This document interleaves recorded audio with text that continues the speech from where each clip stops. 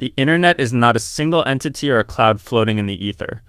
It is the largest physical infrastructure ever built by humanity. To understand where it comes from, one must look past the wireless signals of a smartphone and follow the data into a vast global web of glass, copper, and light. The global nervous system, subsea cables. The vast majority of international internet traffic, over 95%, does not travel via satellite. Instead, it moves through a massive network of fiber optic cables resting on the ocean floor. These cables, some as thin as a garden hose, stretch for thousands of miles, connecting continents. Inside each cable are strands of ultra-pure glass called optical fibers.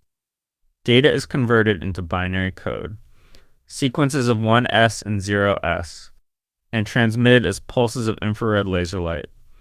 Through a phenomenon known as total internal reflection, these light pulses bounce along the interior of the glass fibers at roughly 2/3 the speed of light.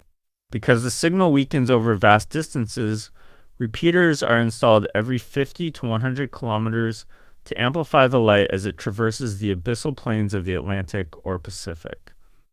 Landing stations and the backbone. When these subsea cables reach a coastline, they emerge at cable landing stations. These are highly secure facilities that act as the gateway between the ocean and the terrestrial network. From here, the data enters the national backbone, a high-capacity network of underground fiber cables that follow major transit routes, such as highways and railways. This backbone connects to massive, nondescript buildings known as data centers and carrier hotels. These structures are the brain of the internet. Within these facilities, thousands of servers store the world's information. When you go to a website, your device is actually sending a request to a specific server in one of these locations, which then sends the requested data back to you. The architecture of routing, IP and BGP. The internet is a network of networks. It functions because of a standardized set of rules known as protocols.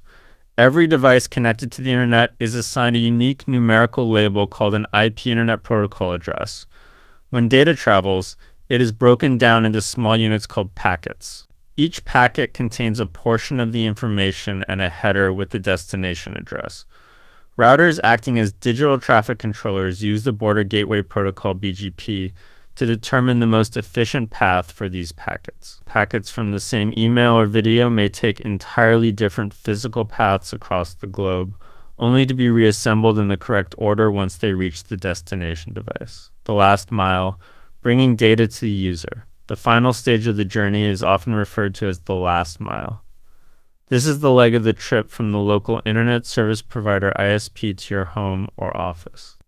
Depending on the infrastructure, this might involve fiber to the home FTTH, direct glass fiber lines providing the highest speeds. Coaxial cable, using the same shielded copper lines as cable television.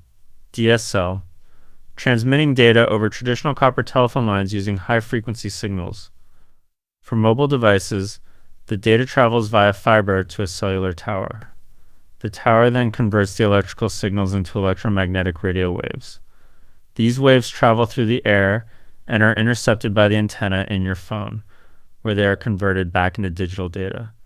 The physicality of the virtual. The internet is the result of a continuous synchronized exchange of energy. It requires massive amounts of electricity to power the servers and cooling systems in data centers, and it relies on the physical integrity of cables buried deep underground and beneath the sea. It is a tangible mechanical marvel that converts light and electricity into the sum of human knowledge.